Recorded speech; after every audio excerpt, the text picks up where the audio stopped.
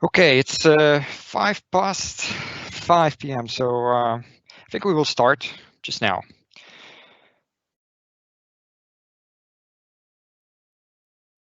So welcome everybody to our webinar, which is going to be devoted to the Agile methodology in these uncertain times. So my name is Wojtek. I'm a senior consultant at Solars Consulting. I'm with the company for the past 3.5 years, and I work mostly on the UK market. And my colleague who's going to run this workshop together with me is Ola. Yes, so hello, I'm Ola, and I'm also on a business side. I'm a consultant, also working for Solar for the past 3 years. And my journey was a bit more different there than Wojciech's, because I joined first on a Polish project, then I went on a US project, and now I'm focused on the German market. So a bit of shifts in the meantime. Okay, thanks, Ola.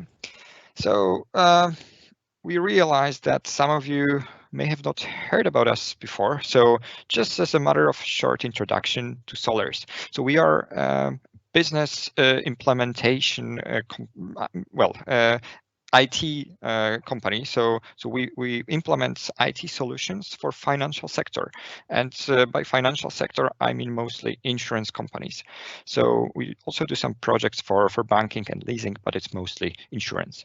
So we have currently over 600 people on board, and among them, we have business consultants, we have IT guys, so developers, IT admin guys, and also we have a separate path devoted to support. So support people just make sure that we can operate smoothly on our projects. So far, we have supported over 80 financial groups as our customers, and we ran for them over 250 projects in 30 countries. We have some strategic markets that we mainly operate on. So it's of course Poland, because we're a Polish company, but also German-speaking countries, United Kingdom, Scandinavia, and recently we also do many projects in France and also in Japan. As I mentioned, we're a Polish company, and this year we actually celebrate our 20th anniversary. Yeah. So how is today going to look like? We are going to tell you a little bit about Agile. So we will start about explaining what Agile methodology is and how does it make our projects run smoothly. We will explain different frameworks that all are hidden under the Agile umbrella term, and so we will particularly focus about Scrum, which is the framework that we use most commonly on our projects. And we will tell you a bit about how to facilitate the communication in Scrum and how does it help in these times, how does it help to manage the project scope. And we will also describe the main roles and main values in Scrum. We will finish off with some hands-on project experience from 3 markets, Germany, UK, and Japan. And in the very end, there will be time for questions. So I'm not sure if all of you are familiar with the tool we are using, but there is a separate section in which you can write your questions on the right-hand side. So please do. Please ask questions during our presentation. We will not answer them during our talk, but only after at the very end. Okay, I'll give the floor to Ola just now. Yes, so, okay, give me a second to gain full control of the presentation. Okay, so as mentioned, those of you who have their smartphones nearby, I would like us to get to know each other a little bit better, to also adjust maybe a bit the content that we are going to talk about. And please, if you have your smartphone, open a browser and go to kahoo.it. And as mentioned, downloading the app is not necessary. And then put the game pin as you can see on the screen. And do you also need to choose some nickname to play with us? There will be 3 questions that I'm going to ask you during my presentation. And it will be not complicated. It's not about your knowledge. It's all about gathering some information from you or get to know opinion about some stuff. So if you could join this game, it would be really, really nice. I give you a few seconds to join.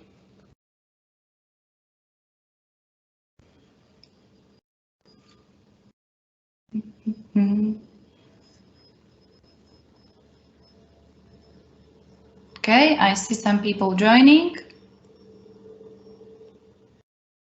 Okay. Oh, I see someone is an Agile coach.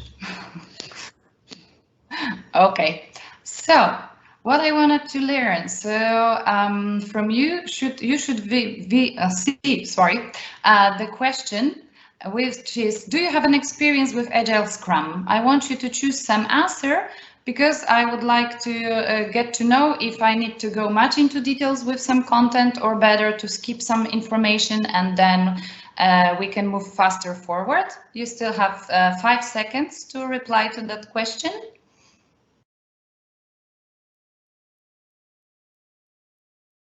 Okay, and we have 50-50, so it will be interesting. So you can put your smartphone somewhere nearby. They are not needed right now. I will let you know when we will have some more questions to be answered. Okay, so my control is pretty tricky. Okay, so first of all, just small information. What is Agile and what does Scrum has to do with it? So when it comes to Agile, is a general description of a philosophy and a way of work. So it's not a set of rules or set of tips and tricks that we should go with and we should do, but it's a general description used in project management. And as mentioned, its main characteristics are the flexibility and delivery, focusing on client and making sure that the end product is according to clients' needs and requirements. What we can say that as a summary that Agile is client and progress oriented. But you may ask in this situation, okay, so how does it help us in this time? What is actually so cool about it that it helps in this uncertain situation that we have? So let's move to the traditional iron triangle that we use for the project management. So initially, the scope that we can see here was fixed and only we were moving through cost and the schedule with projects. And it was the false beliefs that the scope is well known before we start the project and that we can easily describe it before we start the project. Then we moved a bit to the Agile iron triangle because it soon turned out that it's not so easy to describe all the scope in the beginning or to get it fixed and without moving. So the Agile iron triangle moved it upside down. So the scope was the thing that was not fixed and we could manipulate with that. And of course, it also was going to be, it is going to change with the time. So now as the final Agile triangle, we see that the value is the thing that is actually the most important for projects. And those things that we were seeing here, those are as constraints which could be manipulated. And the cost, schedule, the scope, those are the things that are not the goal of the project. The goal is the value and the quality. How it helps right now. So those ones are already can be moved easily, right? So we can manipulate with them easier than on the first triangle that you see. Additionally, already the scope that we see here, also it was easier to manipulate with that. And even if you don't have the whole functionality as a super working program, with the scope in Agile, which is a minimum valuable product, then you can go already with something live without super additional features, and you already can have the working product which gives you some income. So in the situation like now that we need to do some cost cuts, you can still deliver something which will give you some income in the future. So this is already the advantage that we can use right now. When it comes to Agile, and we think about it, it's the common ground from different software development related frameworks. So what do we mean by that? It means that if you think about Agile, it will be like a big umbrella for different frameworks. And it was said after the meeting with people who created Agile Manifesto that it's really great that it could find some really connected pieces for different frameworks. So it took something to gather some pieces into something big and reliable. So we have on the left side, we have product-oriented frameworks, which are focused on product production. And on the right side, you can see some other frameworks, which are more related to project management. And why we were mentioning Scrum before, it is because we in Solars are using Scrum as a main framework that we focus on, and we are using Scrum rules, let's say, to run our projects. Therefore, we are going to focus on it right now. So shortly, for those who are not familiar with Scrum, as mentioned, it's a framework which is very good for complex problems and to solve complex problems, and especially with IT implementation projects, because we have this big product to be delivered. And then in Scrum, we have the possibility to divide it into smaller parts and deliver it incrementally. So in Scrum, we have two divisions into sprints, which are here. So those are our sprints. So those are parts of the in time that the team is working on some specific product increments. So if you think about building a website, so it could be a search function, right? That, okay, in 2 to 4 weeks, in this period of time, we are going to provide search functions. For our IT projects that we do for insurance companies, it can be, for example, basic premium calculation, or adding a new contact for our client, or something like this. And also we are working in 24 hours intervals, which are called, divided into dividing our sprint. And those are daily scrums, and we are going to take a look at them more into details in a second. It's a period of time that we are going to check with our team, how are we doing, how is the progress doing, and then after this time, we have our product increments. So as you can see, Scrum has iterative and incremental growth. And this is the most important part, because if you remember in waterfall, and methodology, you have those requirements, you are delivering, and in the end, you have this big product. And in Scrum, you can deliver some functions, you can deliver part of the products, and then you're going to bind them into one big one, right? So after each of the sprints, you have something that is actually working. So, as mentioned, it's important one. Okay. Scrum. So I'm not going to describe you everything in Scrum. So I decided to divide it into two parts. So right now we are going to take a look at the communication, and we are going to talk a bit about which events we have in Scrum that help us, especially in the situation that we found ourselves right now, when we cannot meet each other in the office, when we cannot talk to each other directly, and how it can help us. So we have four main events. First of all, we have daily Scrum. And as mentioned, this is the part that you can see here. This is the daily Scrum. It happens every day, usually in the morning. and the whole team is gathering, and its goal is a quick alignment with the team. Okay, you say, okay, it's a quick chat. So why is it so important right now? So especially it gives you a daily contact with a team, right? So it's not like we see each other once in a week and then you don't know what's actually happening to the other person if you are not having a direct business with a person, right? It's not like you're not going to talk with that person. Then you plan for the day, because during Scrum you usually say what did we do last 24 hours and what we are going to do in the next 24 hours. So it's a general overview what team members are going to do.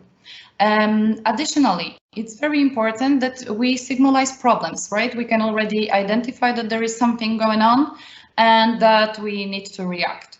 And additionally, I would say that especially in those conditions that we are right now, is that we are going to keep this flow with the team. We can also monitor their mood a bit, because if you feel that the third day in a row anybody is actually having any energy, then you know that you may be you may need to think about actually, energize them a bit, or you can ask your other team members, hello, is everything all right? How are you doing with the situation? The next one is planning. And what about the planning? So on planning, the team is gathering to plan what they're going to focus on and to plan some tasks for the next sprint. Sprint is a reminder, sprint is here. So what they are going to discuss, what they would like to do, they are capable to do in the next 2 to 4 weeks, maybe a short reminder as a team and the project you are deciding, right? If you want to have 2 or 3 or 4 weeks sprints.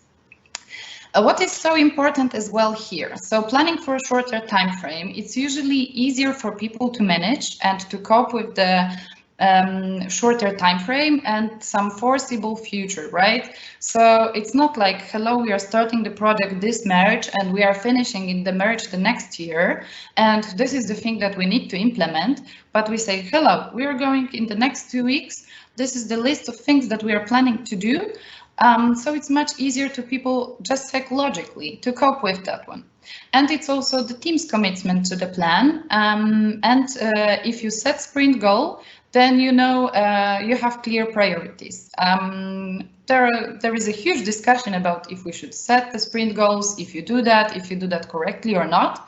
But generally, I would say that even if you don't set a sprint goal, you have some priorities on your list, right? You know what is the most important thing that you're going to do in those 2 to 4 weeks, or what is less important. Then we have a review. So this is the moment that team is meeting with stakeholders and presenting what they delivered during the last sprint, and it's happening in the end of the sprint.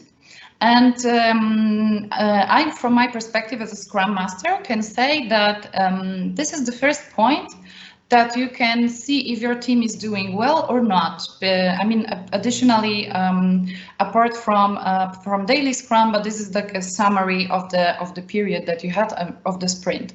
So if your team didn't deliver much, it's like a warning for you, like, hello, something is happening.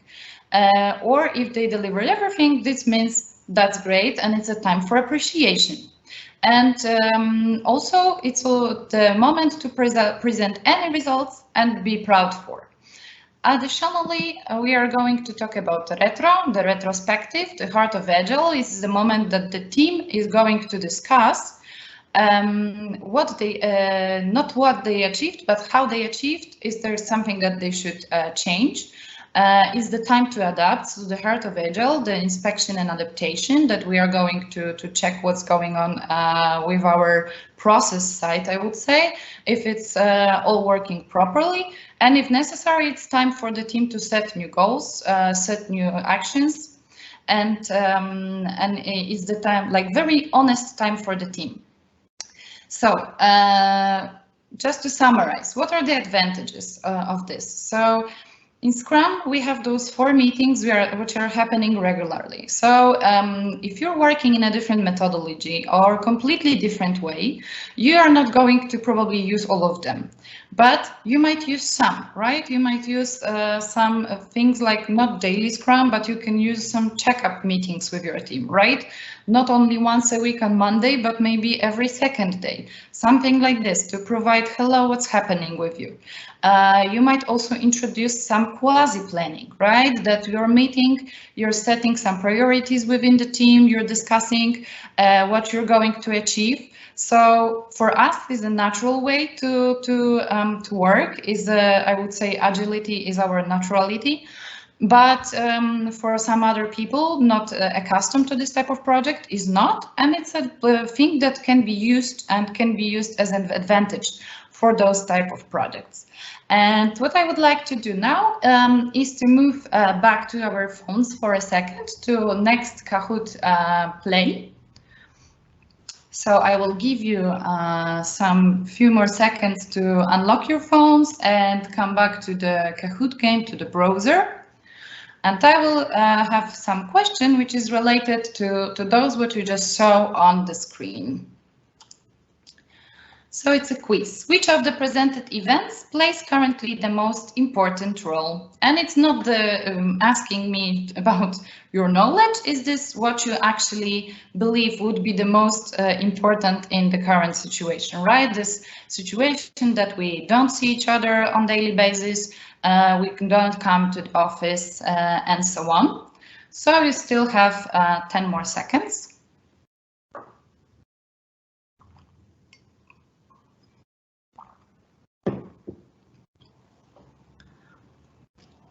Okay, so it's a daily Scrum, and I see that some of you responded to that correctly.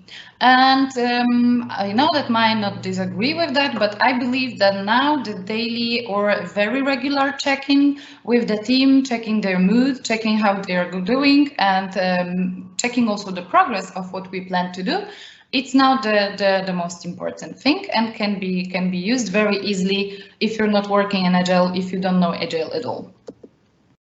So the other part of Scrum that I decided to divide Scrum into, it's the scope, which also helps us. So first of all, we have the product backlog, which is owned by the product owner and represents the list of all features and those functions. So there's everything that it's going to be our final product. And also, as you can see, why is it helpful to maintain to have a product backlog? Because it lets the team to focus on priorities. It's a single source of work for development team, and the described items are known to development members. So why is it so important? So if I am a member of the team and I don't know what to do, it's not like I'm going to ask around everybody, hello, is there anything that I can help you with? Or is there anything that I should do? But first, I'm checking if there is something with a high priority in the backlog, if there is something that I should take from there. And then I'm going to eventually ask maybe someone needs help. So this is the source. This keeps the team focused. They are not distracted, like, okay, looking for some people for work and so on. So even if you're not working in Scrum, having the list of things that people can take from, it's actually a very, very good idea. Some people, we used Jira software. There are many tools on the market that you can use to manage this type of assignments. And additionally, we have sprint backlog, which is owned by Scrum team. And it's the forecast, and as mentioned before, it's the thing the team is deciding to do during the sprint, and it's decided during planning that we mentioned on the previous slide. And why is it helpful? Because the team developers, the development team selects those stories that they're going to do, those functionalities. The sprint backlog identifies the goals, the priorities that are for this short period of time, right? And it's flexible. So as you can see, the product backlog is our cake, and the sprint backlog is our piece of cake. So it's also just easier to focus, it's not so overwhelming when we take a look at that. And as mentioned, flexible. So if team actually has some very surprising event is coming, like 2 people are suddenly on the sick leave, then it may be changed, right? We decide, okay, hello, this functionality is not possible to be delivered during the sprint, so I'm so sorry, we are going to deliver something else, or some smaller story, less time consuming, or we are not going to deliver it at all. So again, for non-agile interest, so for experienced people, this is also the idea for you. So you can have a list if you are working on a project of some things that you have to do, and you can divide them into smaller time frame for this sprint backlog related issues. Okay, and redefinitions overall of product owner and Scrum Master during uncertain times. So just a short word of explanation for those who are not familiar with methodology. So a product owner is a person usually on the client side who is, as mentioned, product owner, so is accepting our product. So those cake that you saw on the previous slide, this person is actually checking if it's according to the requirements. So when we stay to the cake formula, if it's enough creamy, if there are enough fruits inside, if the taste is really the way they want it. So this is what the product owner does. It is also the person working with the stakeholders and trying to pass them information from team to stakeholders. And a Scrum Master is a person who is called the servant leader, which means that this person is not a team leader doing micromanagement and going and asking you or making you do something. Is the person who is responsible for maintaining a good spirit within the team, maintaining teaching the team how to self-manage themselves, organizing those events that were mentioned before, and also helping with removing blockers. So from your perspective and the knowledge that you gain right now, I also want you to come back to Kahoot for the one last time. And we are going to ask a short question about your feeling about those roles. So again, a few seconds for you to unlock your phones and come back to the Kahoot game. Once again, if you lost the Kahoot game, the pin for the game is 4280632. So maybe I will repeat one more time. You go to kahoot.it and you go, the game pin is 4280632. And I will now open the next question. Which role, in your opinion, is now more important? So the product owner, who is this owner of the product backlog, Scrum Master, responsible for the team, for their self-management, self-organization. You have 7 more seconds to answer that question.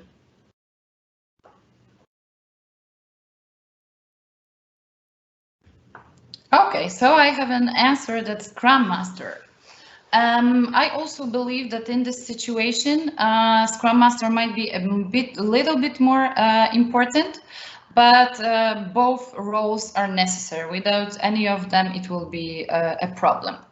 And now we will go to product owner's responsibilities. So backlog prioritizing and project scope management, those are the two most important right now, right? They are taking a look what's happening with the features, and they are managing it, trying to reorder according to the new situation. And Scrum Master is helping the team self-manage. So if you have a new team, this is the thing that you need to focus on right now, because you cannot do their job right now for them. And blockers removal, because in this situation, it's also very important. I would also say that interaction support, because, for example, in my team, I know that there are at least few people who live alone.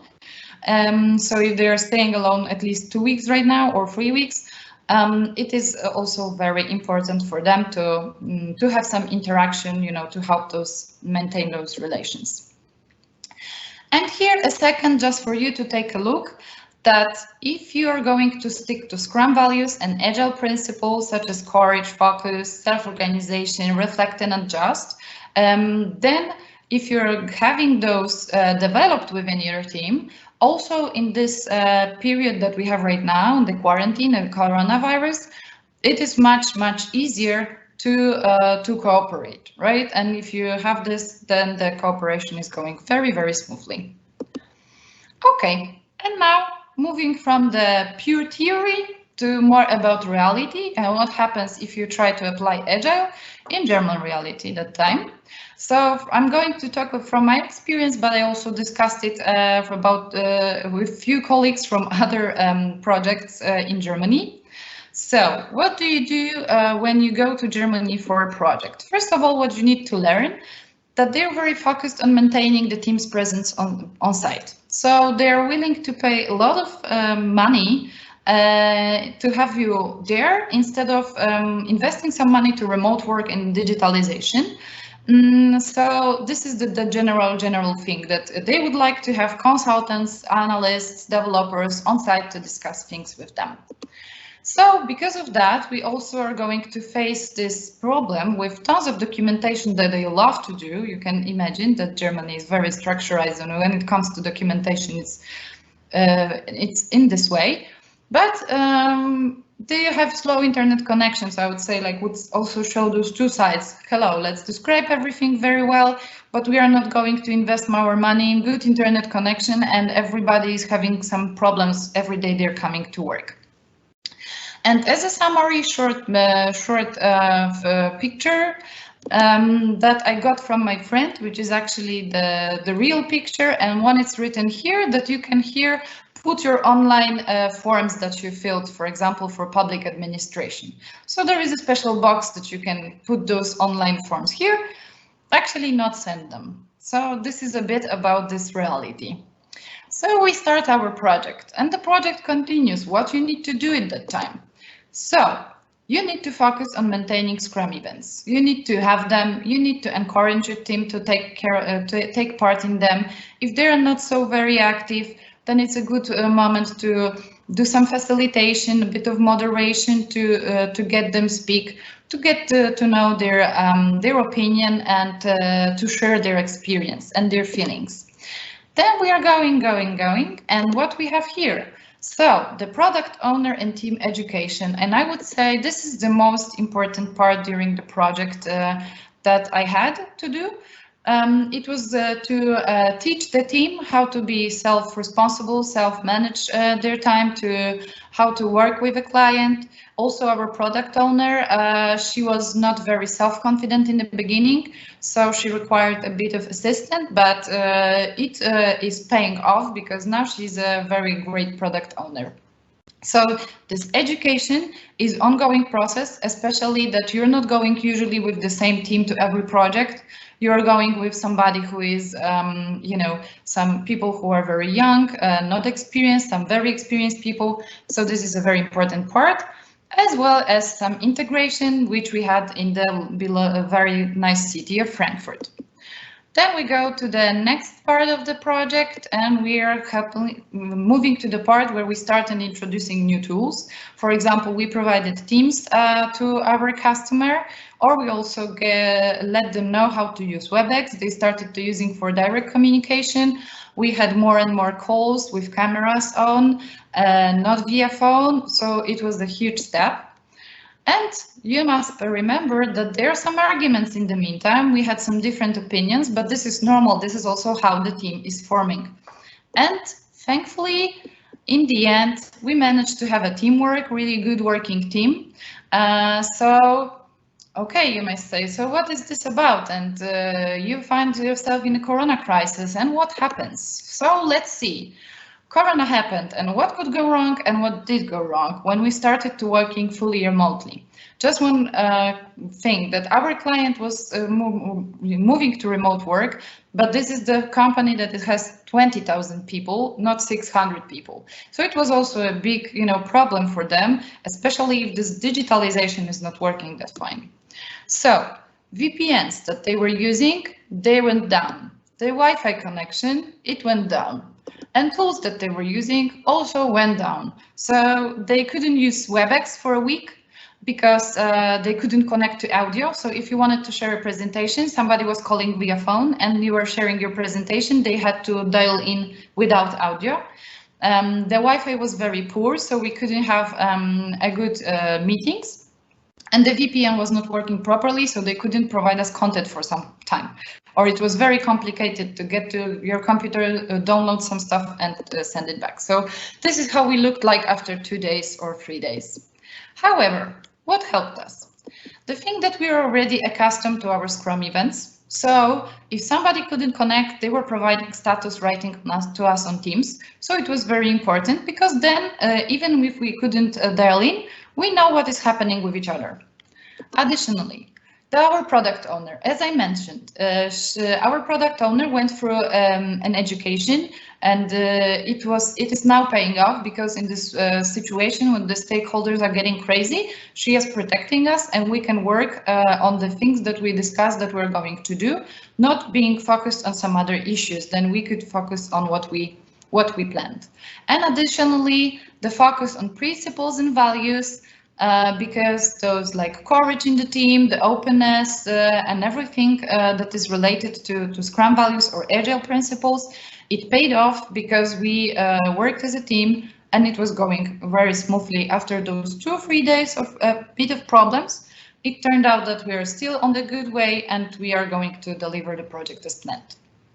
And I believe that's it from me. And now I'm passing my voice to Wojtek.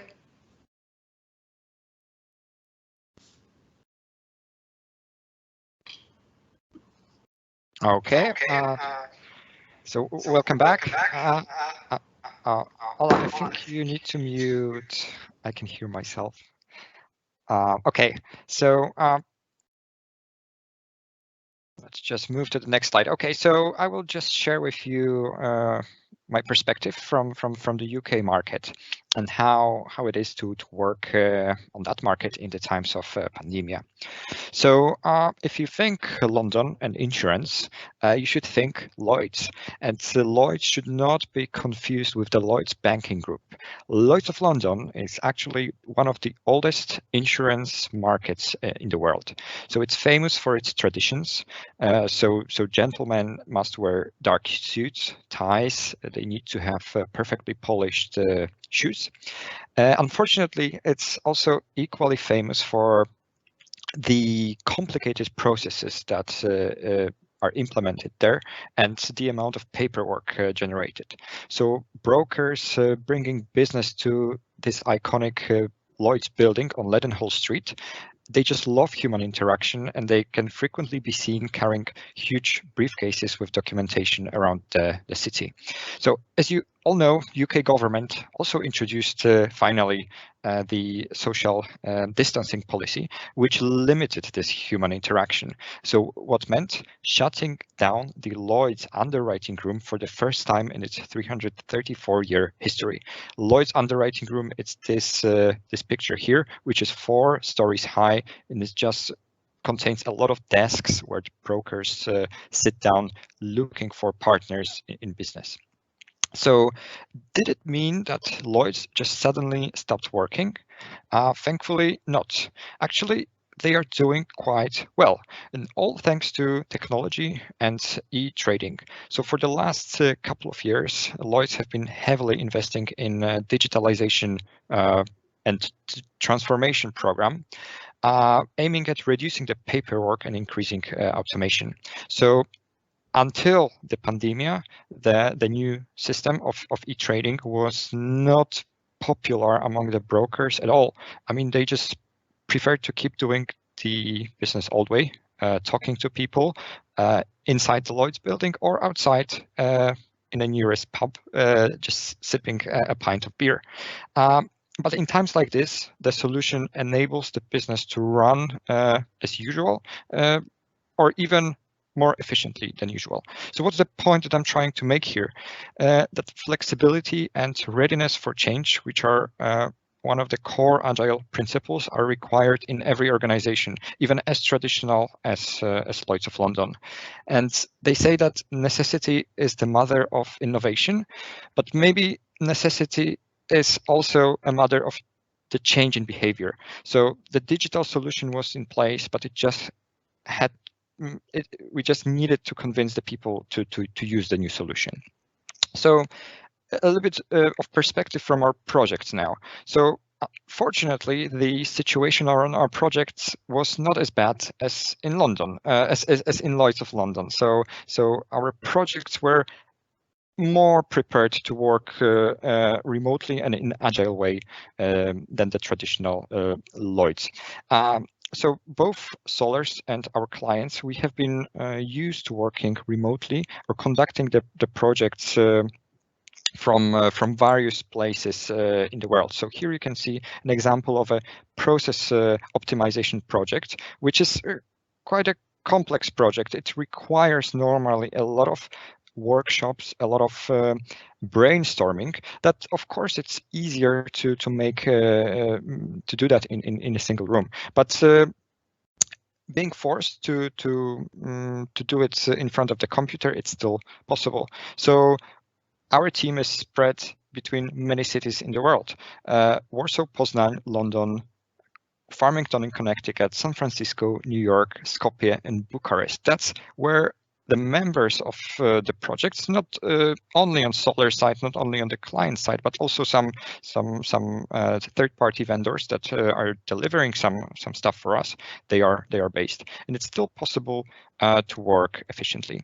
How do we do it? So, as Ola was mentioning, German clients are quite traditional as well, and they were the necessity to work remotely and to host a meeting remotely was something new to them.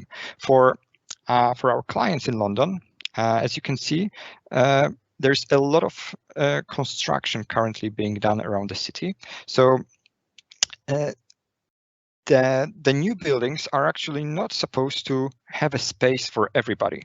The current mood around the city is, and the mindset, it's called activity-based working. So activity-based working also fits really well around Agile, because it assumes that no employee actually owns its own desk. No employee owns an assigned workstation within the office. Instead, there are specific areas inside the office designed for different purposes: for learning, for focusing, for collaboration and socializing. So that agile mindset has been present among London customers for a while now, which just allowed us to transition to this situation very smoothly. And how do we do that? So that agile mindset combined with technology and tools like the tools already mentioned by Ola. So Cisco WebEx that allows to conduct teleconferences, Microsoft Teams, which allows to do the same, but also collaborate on the files in real time, chat on groups, share files, do brainstorming on a real basis, and Jira, which helps to maintain the backlog of tasks.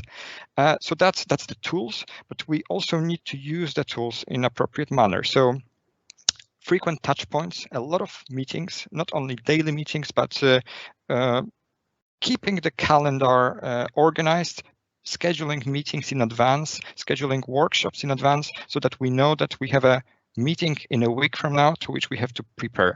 And that makes the whole team keep motivated to prepare and to work towards a common goal. Clear backlog of tasks together with owners assigned to those tasks, so that even if we do not speak to each other, everybody has a clear list of tasks that they know they are responsible for, and that really helps to organize the time, even if there is no possibility to meet. Yeah, so that's it from me, and Ola will now share the perspective from Japanese market.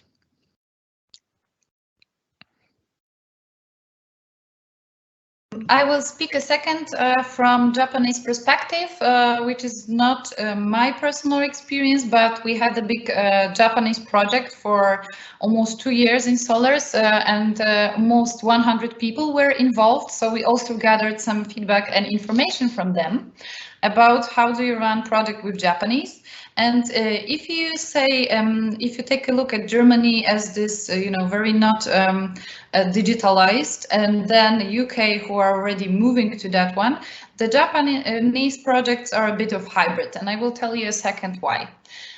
So what we did expect it when we started Japanese project. So as you can see and you can imagine from those videos and what do you hear about Japan, so the future is now, everything is super modern, they have those new solutions and everything. And okay, it's working, but in industry, if you go to the financial sector and insurance sector, this is what you actually this is what you can find out. So actually you have a group of people who are working within established frames. So they are focused on the things that they have on their plates. They are doing the same things according to the same procedures for 20 years right now, and they are not willing to change it. And this is what they do. They're responsible for that, and they're not going to do something, additional or moving to something new. The next problem or the challenge was the time difference. So because we had a project in Tokyo, so usually it was about 8-7 hours time difference. So it also caused some troubles, and it also required a big group of people from Solars to be there all the time. So we were shifting there. And additionally, it was also surprising, but the lack of knowledge about tools, they were not using them much, but this is the problem that we already observed in our previous customers mentioned. So how to make it work? And the most problematic thing was that the Japanese people, they are not easy to gain their trust. They were not willing to trust us. They have this, they are not perceiving the person who is not Japanese as the person with an authority, as the person that can tell you what you should do, and the person that you can easily trust to. So it was very problematic process to gain their trust and to make this work in some very smooth way. So what first? Innovative way of communication. This is not only related to trust, but it's more related to time difference. It turned out that we cannot use the emails at the usual way of communication. So they switched to recording small videos when they were doing analysis, doing some checkups on the software. So then they were sending videos. Japanese were watching them during our night and replying to, hello, I don't know why you did this in the process, so what we should do that in the process. So it was helping with the communication. So as my friend said, who was on this project, we basically used Agile as our principle because we were finding some new solutions to every problem that we encountered. So we needed to be very flexible. The next thing was keeping small Scrum teams. So none of the team was more than 6 people. Scrum allows us to have up to 9, but they saw that if they have more than 6 people, it's not working effectively and nobody is feeling that they are going to do anything. The responsibility was spread too much and the meetings were not effective. So how to also gain trust? So we found some place that we could have a common ground, and it was a language experience. So Japanese people started to use some Polish words, learning some Polish words, and we started to learn some Japanese words or use that into an email as a form of, oh, see, I learned that word or something like this. So they started to like us because we knew something. It was not like we're coming and then coming back to Poland, but it was more about sharing this experience with languages. Next, very important part that I called We're in this together, because Japanese people are very afraid, as you know, about losing their face, about doing something wrong in an inappropriate manner, something that they were afraid that they may fail. So it was very important to convince them that we are all in this together, that we are going to share responsibility.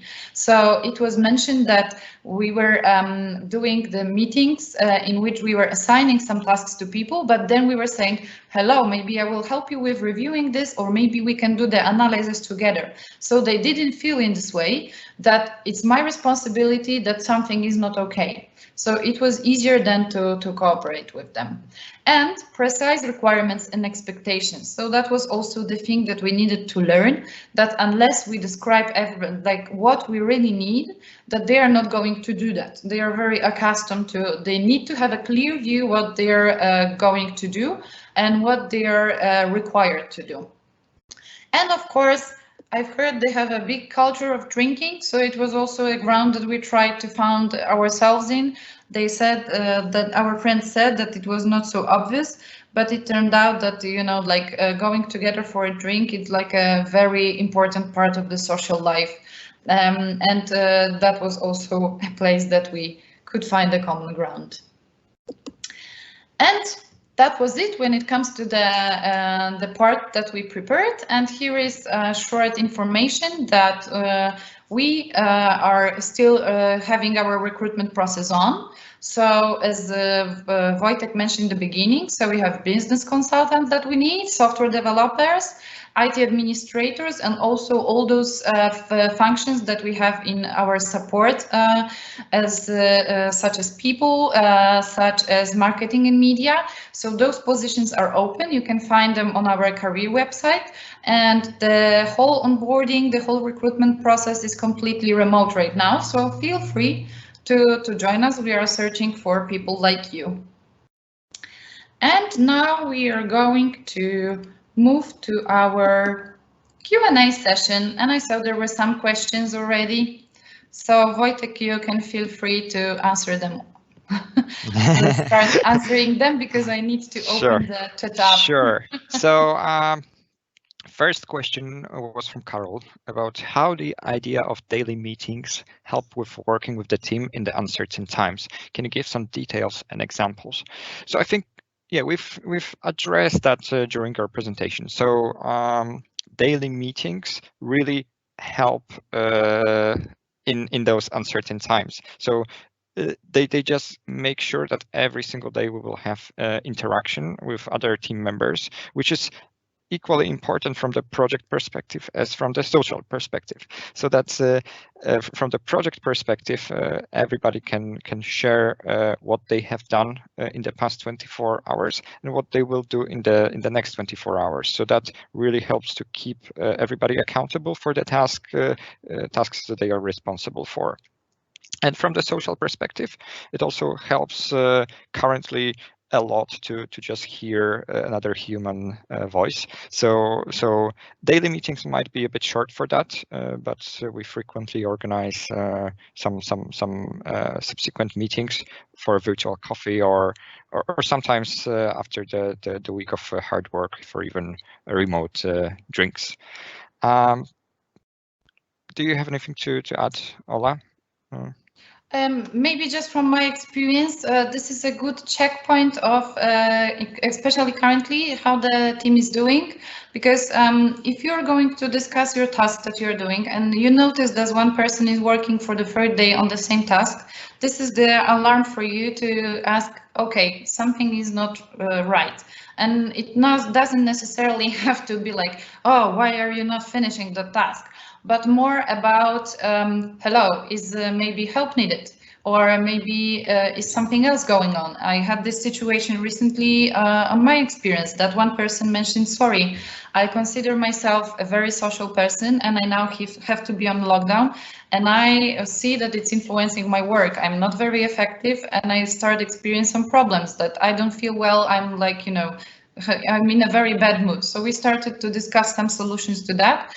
And it's now much better. So this is also an important thing. So this checkup on the team mood and what Wojtek mentioned. Definitely, I agree. So without those daily meetings, if we just randomly were waiting for somebody to organize a meeting without any regularity, it would be very difficult to deliver work.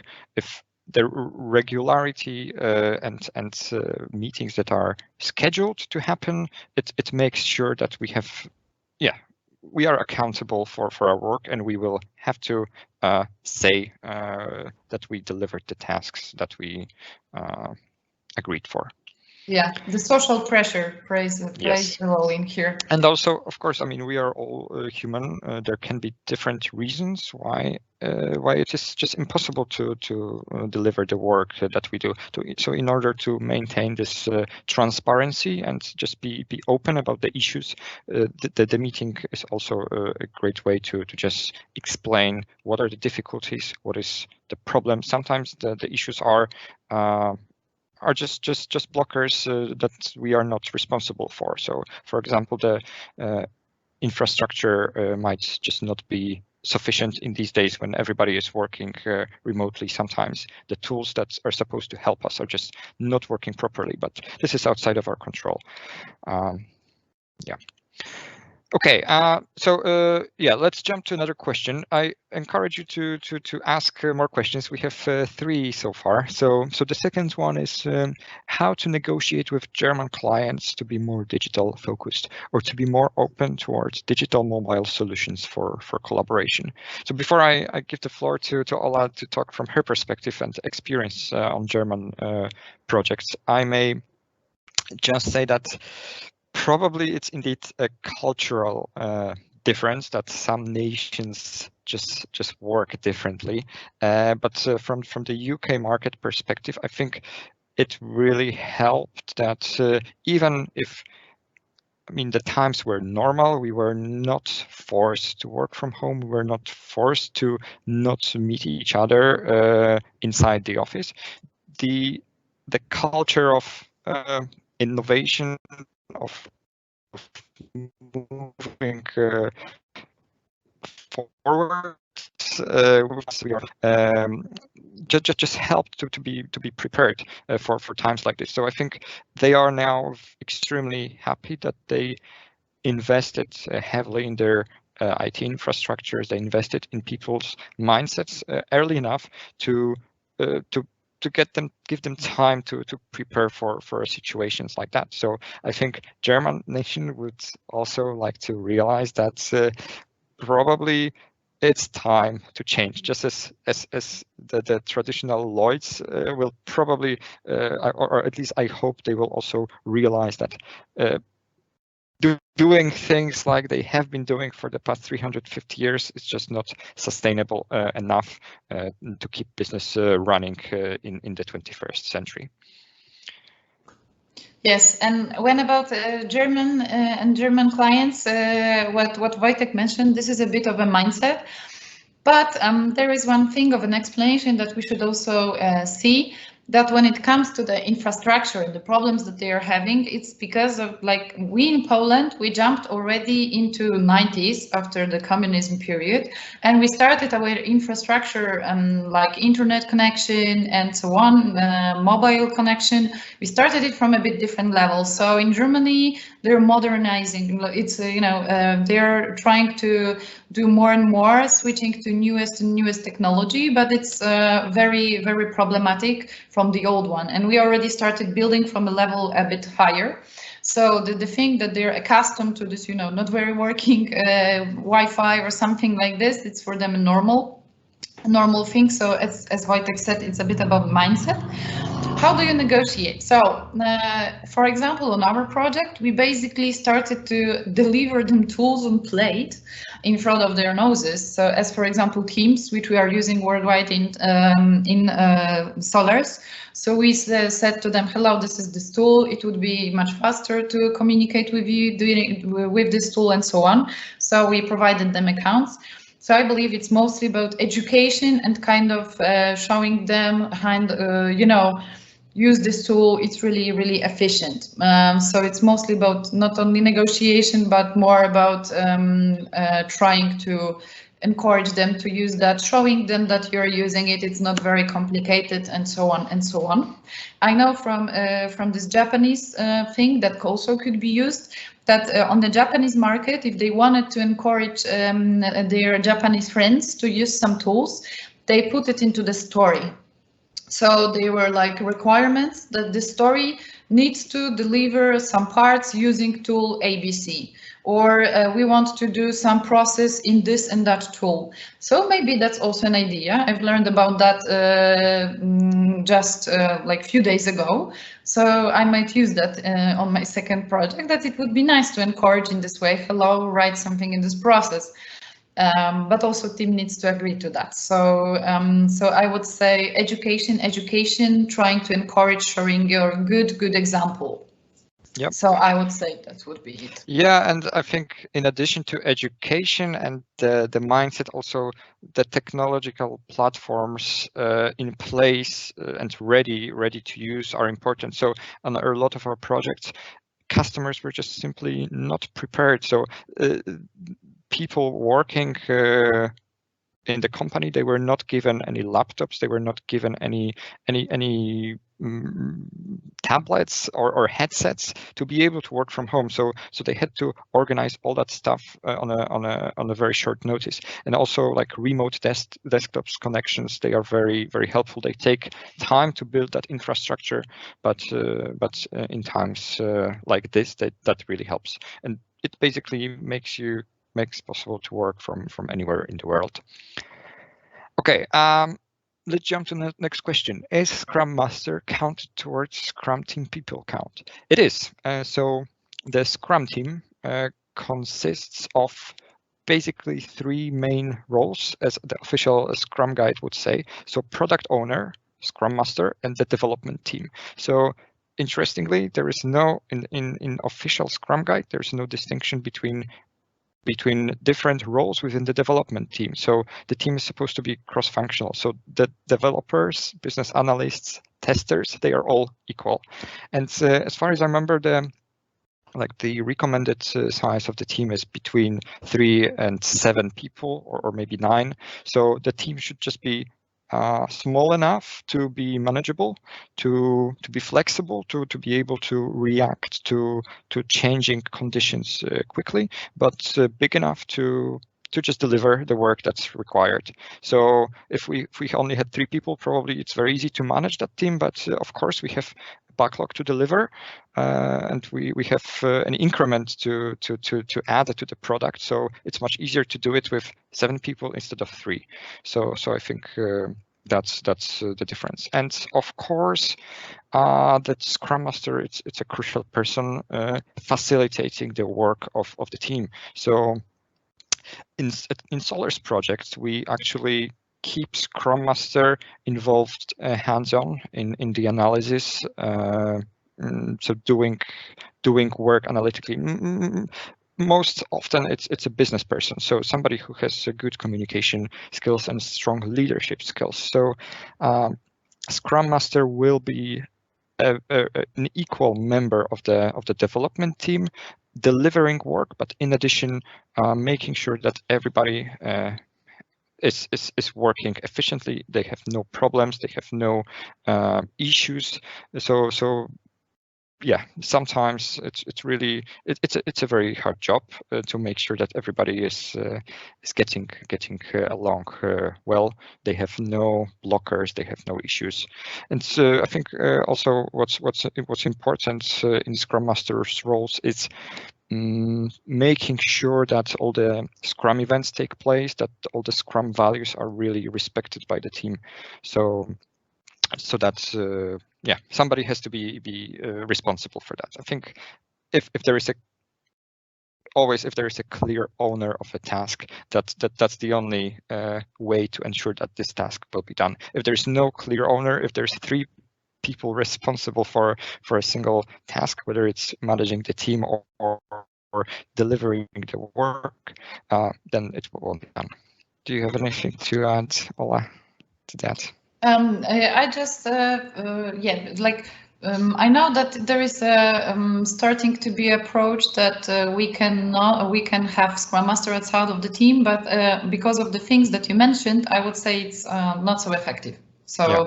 I know that there are some that they say that it's not 100% necessary, but I would say it's much easier if you have a Scrum Master. So, and we are, especially in Solars, we stick to this approach that we have a Scrum Master as a part of the team. So that's it. It's Sure. Let's jump to the next I question. see the next one. How do you deal with the social element or The factor for teamwork when we work remotely? If we work like this on a day-to-day basis, how to keep the friendly atmosphere alive, this team spirit, how to keep it alive? You want to start, Ola? Yes, we had recently a whole, I believe, session about that, how it's going on in different projects. Okay, so basically because I'm a Scrum Master, so when I run daily, I usually ask about people, hello, what did you do recently? Anybody's cooking their own food, asking some personal questions, not that personal, that make anybody comfortable. When somebody is on a camera, you notice that, for example, our friend shaved recently from this kind of a hair to a 9mm or something. So those are the things that you notice on the camera that you can also say to. So those are those small things that you can do. Additionally, we are trying within some groups, we are doing those meetings. Some people, they do some coffee meetings together via Teams. Me and other Scrum Master on the project, we have some small meeting every week as well to kind of hello, what's going on, especially that some of us are here, some of us are in Germany. So it's also nice to, see the difference that what is happening there and here. You basically try to keep those you try to organize some additional meetings apart from the usual ones, kind of the thing that you would do when you are in the office, like hello, have a coffee together. I know there are some people who have lunch together.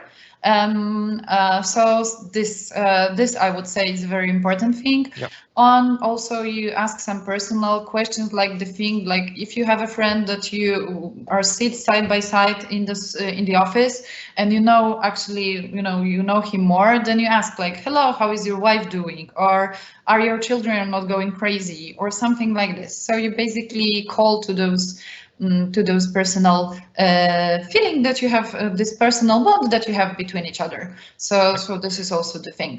I know that there are also beer sessions together. I'm going to play board games together with my project colleagues.